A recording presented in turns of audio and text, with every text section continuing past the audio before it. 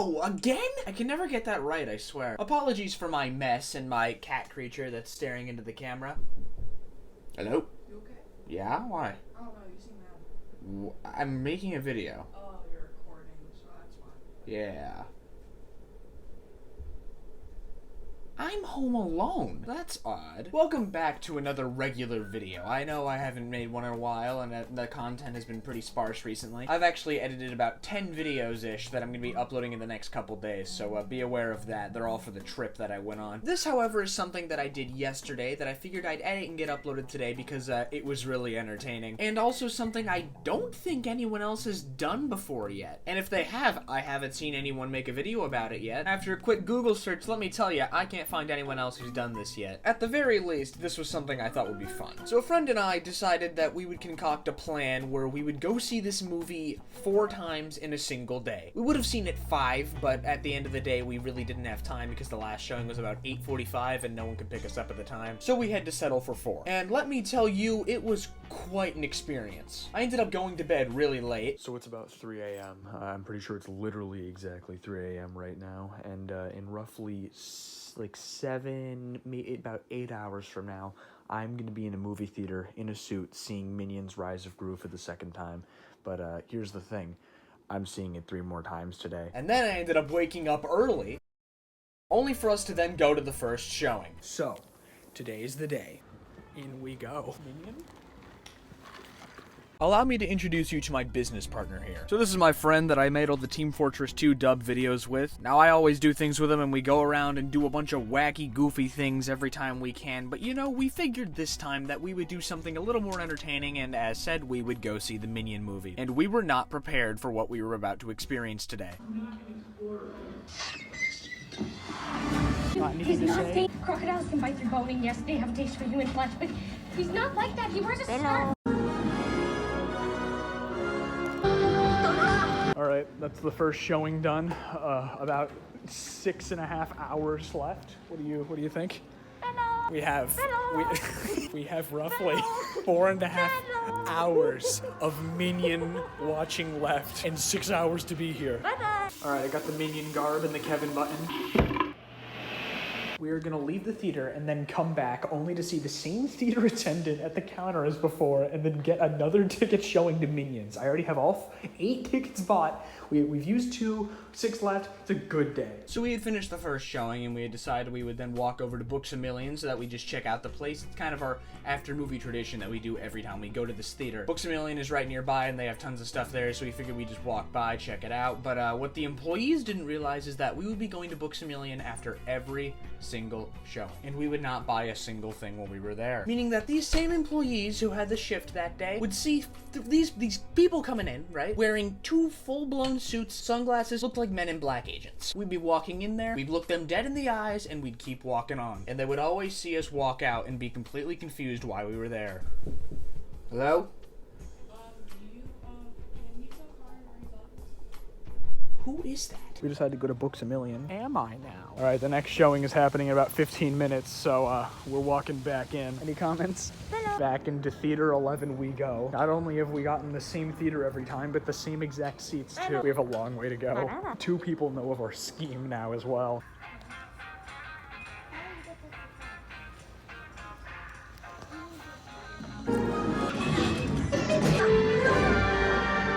Using the bathroom midway through the 2nd showing. Things are going great. Lots of minioning to do. Oh my god, Cruise, it's an honor. Back into the theater, folks. On to 3. So now that you've been made aware of kind of the gist of this video, I'm gonna actually do a little plot summary of some parts of the movie that'll be done throughout the course of this video. I bet you're wondering what the whiteboard's for. Let me tell you, Sir Speedo came over and he's playing on VR with my brothers, so I'm deciding that I'm just gonna finish recording this while I'm here. I have decided that I'm going to heed his idea that he mentioned to me. He said I should make this for another video, but I think I'm just gonna incorporate it into this one because I think it'd be funny. Draw My Minion. I think it's genius, and I love the name. The idea is I'm going to draw out from start to finish the entire film if I can, like just frames of scenes, of course, nothing crazy, no animations obviously, but I think it would be really funny if I did that, so I'm going to. I've got my whiteboard here. I'm gonna time-lapse it while I do it, so I think this is gonna be really goddamn fun. Well, we went by Claire's. That was something. showing. Books-A-Million once again saw the same employees who gave us a strange look. And now we're going back for showing number 3. Anything to add? There he is. Hello, Otto. Back into the theater once more. Here we go. Okay. All right. Yeah. That was number 3.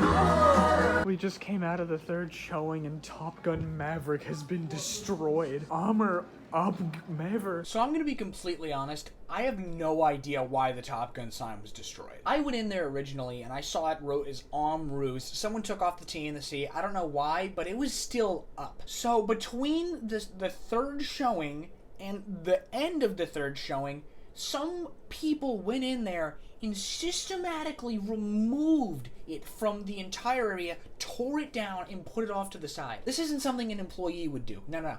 This was literally torn apart and put over to the side. The T in top was completely bent. The ick was bent sideways, put backwards. I don't know who did this. And I know that it wasn't an employee too, because they wouldn't have ripped off the tabs that keep the cardboard display together. If they were to take it off, they would at least take the tabs off. No! They ripped the whole thing off. I don't know what on earth happened. I was afraid I was like hallucinating it because I've seen too many Minions. Just baffling. Anyhow though, we went back to Books-A-Million. It was pretty good. And then we had to go back once again to see the 4th showing of Minions. Once again, we have entered Books-A-Million. The employees have seen us 3 times now come in and out of the store and not get anything.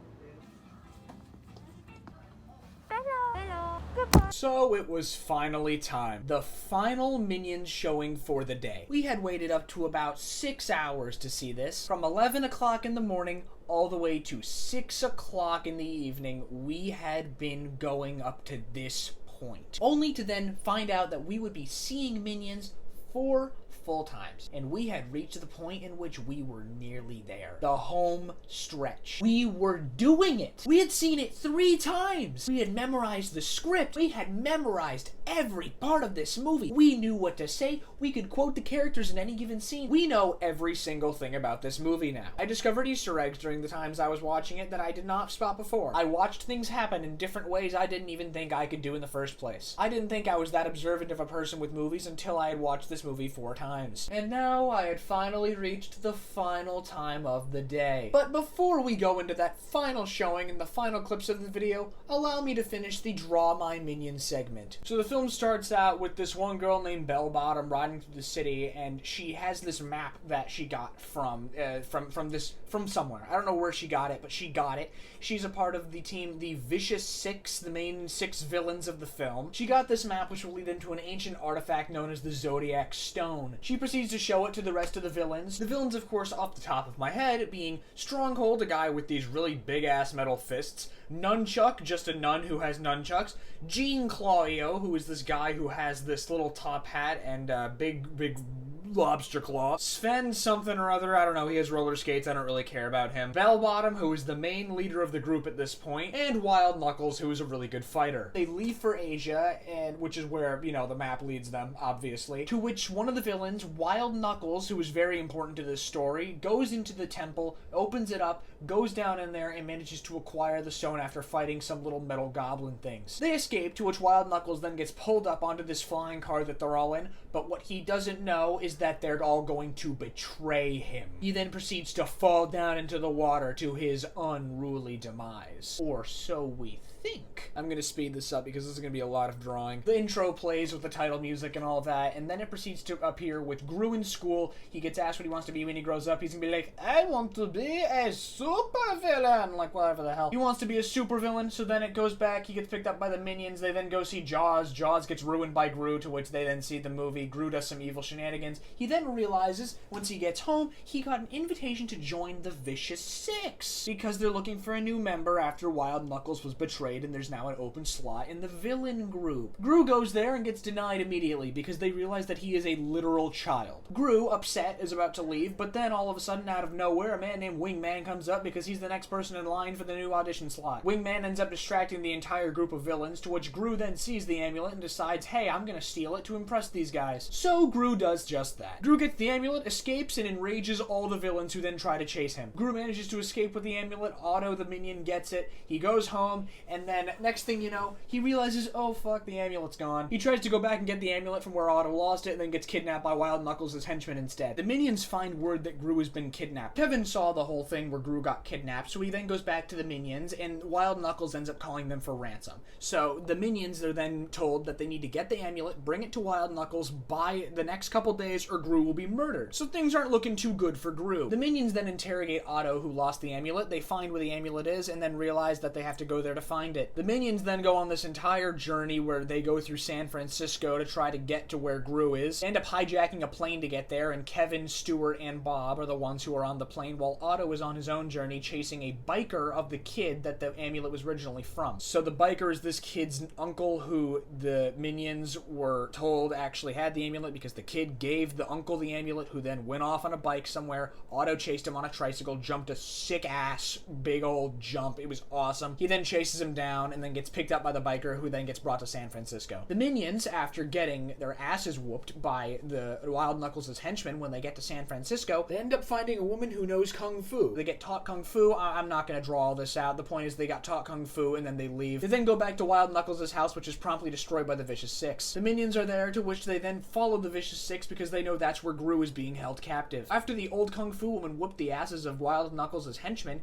he then realized that he had to fire them because they weren't getting the job done. So next thing you know, Wild Knuckles has only got Gru left in the building, so he teams up with Gru. They then go to the Bank of Evil. They steal something, which, that was pretty great. So now they're good friends. Wild Knuckles and Gru inevitably get back home, only to realize that the house has been destroyed. Wild Knuckles tells Gru that he has to leave because he's really upset. So next thing you know, Gru is off on his own, to which he then finds Otto in the streets of San Francisco. Naturally, Gru goes up to Otto and realizes that he's there. So Gru then goes and then says like, "Hey, Otto," and they hug and they're happy. Otto has the amulet. Why is that? Because Otto actually, on the way to San Francisco on his tricycle, actually got picked up by the biker guy from before who had the amulet. He saw Otto on the road beforehand, and because Otto was going at blazing speeds of up to about 100 miles an hour on this tricycle. I'm not making that up. The biker went back, got him, and then realized that Otto was going to San Francisco, which luckily enough, the biker was going up the coast, so he brought him with him anyway. Otto gets brought to San Francisco, which then Gru meets up with him. So as Gru then sees that Otto has the amulet, he's going to bring it back to Wild Knuckles so that Wild Knuckles can use it to defeat the Vicious Six. But as they were about to leave, the Vicious Six appear, to which then they start trying to capture Gru, and they do. They then take the amulet back. But the Anti-Villain League is here. They appear with their guns ready, and they're deciding that they're going to take down the Vicious Six once and for all. But here's the problem, folks. The Vicious Six are going to use the amulet to do some no good dirty trickery, because they promised that on the Chinese New Year midnight that they would use the amulet's power to defeat the Anti-Villain League once and for all. And wouldn't you bet that it just hit midnight the moment the Villain League arrived. So point is, the villains end up using this amulet, to which it gives them the powers of the Zodiac creatures. So they acquire the powers of these creatures that Wild Knuckles claims to be unstoppable beasts. That's how he says it in the film. They then gain the powers of these animals. Gru gets tied to a clock by the main woman, Bellbottom, who's a dragon, because they want to, get back at Gru for stealing from them. The gimmick is Gru is tied to this clock, like one hand attached to one of the clock hands and the other one attached to like the hour hand, and the thing is, as the clock like moves outwards, it's supposed to tear Gru apart. But luckily, as they're fighting, Wild Knuckles comes in through the flames, like William Afton escaping the burning, fiery ashes of the pizzeria. He appears to dish out some pain. Bellbottom asks, "What are you gonna do? Beat us?" "Yeah, I'm gonna beat you." "Oh yeah? With what army?" The minions appear. "This army," he says. So the minions then get turned into animals as well, but it doesn't really do much for them because, they're still minions. Kevin gets turned into a rabbit, Bob gets turned into a ram, and Stuart gets turned into a little chicken, and they start fighting. So as they're fighting, everything's seeming to go pretty bad. Everyone's getting beat up. They're getting a big old rustling. But here's the thing, guys. As Kevin's getting cornered down an alleyway by this stupid member of the Vicious Six, this guy who is like so Swedish, it's not even funny. He's got these roller skates, and that's all he does. He only uses roller skates. He gets turned into a tiger and corners Kevin in the alleyway, to which Kevin then remembers his training from the ancient Kung Fu woman. He then goes berserk and starts running up the wall, beating the ass of this tiger guy. This guy gets beaten to a pulp in the ground. Both the other minions start getting their things up too. They start raging out. They start freaking out. They punch the villains. They knock them into the ground, and they end up beating them really good. Otto then decides to go up and then, get Gru from the clock tower, unties him. He's all good and dandy. And right at the end, as everyone's getting beat up, Wild Knuckles decides that he's going to take the amulet for himself and beat the Vicious Six. To which then he tries to grab it and gets completely blasted by fire from the dragon. As Gru realizes this and sees that Wild Knuckles has been burnt to a crisp and is on the ground in a piled heap of pain, the villains look at him and then say, destroy the kid. To which they then all jump up and the 3 minions appear and they go like, Bwah! And they fucking fly backwards. All the villains. Because that's one of the things that the Kung Fu woman had tried to teach them, but they didn't learn up until they needed to. That is not an exaggeration, by the way. They literally screamed and sent them flying backwards. The amulet comes flying off of Bellbottom's dragon neck, to which then Gru grabs the amulet, takes away their powers, turns them into rats. The rats then get hauled away by the Anti-Villain League. And as they're getting hauled away, Wild Knuckles is brought onto a stretcher into an ambulance because he's been burned to a crisp like Burn Trap from Five Nights at Freddy's. He gets pulled away in the ambulance and he goes, see you soon, kiddo! And then the funeral. Gru is holding the eulogy, to which he's then crying and talking about how absolutely distraught he is at all of this that's happened. But then he looks off into the distance. He's super sad, you know, he's obviously upset because Wild Knuckles is Gru's favorite villain as the 11 3/4-year-old boy he is. He then looks over and notices that behind the tree is Wild Knuckles. He's alive. He faked his death. Gru looks over, notices this, is extremely happy, but he finishes the eulogy anyway because he's not going to give away that Wild Knuckles is still alive. Wild Knuckles inevitably ends up getting this entire thing together where everyone thinks that he's dead, but he obviously isn't, and he does it all to avoid the authorities. So at the end of the funeral, Gru ends up leaving and then sees that Wild Knuckles is the one driving the hearse and ends up driving away with all the minions in it. And he just realizes, well, alright, looks like you are alive. That's awesome. I'm so happy. He then says, I'm gonna be the best villain ever because of you. And what does Wild Knuckles say? Shoot for the moon, kid. Shoot for the moon. I'm going to explain the cutscene that he forgot to, just in case, because, you know, he did forget to say it, which is fine. So basically, what happens in the cutscene, if you wait like a minute into the credits, I don't know, it happens like really soon into the credits, so you don't have to wait that long at all. So Gru walks in, and he takes out a gadget that this man gave him earlier, which is revealed to be Dr. Nefario. He forgot to mention that, but whenever he went into the criminal records shop to go and see his interview for the Vicious Six, Dr. Nefario gave him this gadget. It's a young one, a young Dr. Nefario. He gives him this gadget that's like a sticky hand, and then so he basically tells him, he's like, hey, this gadget worked great. I really knocked it to him on this one. This is a great gadget.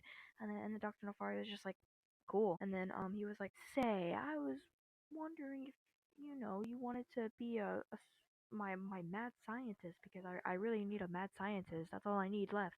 And he was like, nah, I'm good. I'm done with villainy. I'm gonna move on and like I'm gonna do something else with my life. And then Gru was like, And then all the minions started doing these like puppy dog eyes, like the fucking pleading emoji. And then he was like, fine, okay, I'll do it, I guess, but just like stop doing that face. And then they stopped doing that face. And then he was like, hey, you wanna see something cool? And then it panned to the entire record shop, which is where the Vicious Six were. They were located under this record shop. And the record shop flies up, and then the ship from the first movie, Gru's car, starts like rising up out of the ground with Dr. Nefario and Gru in it, and they start flying. And then Gru's like, oh, that's so cool. And then he's like, are you kidding me? And then he like looks at the camera. He gives like a little giggle as like the moon is shown in the background, foreshadowing to when he stole the moon. And then it like zooms in on his eye, and then the actual credits play, and that's it.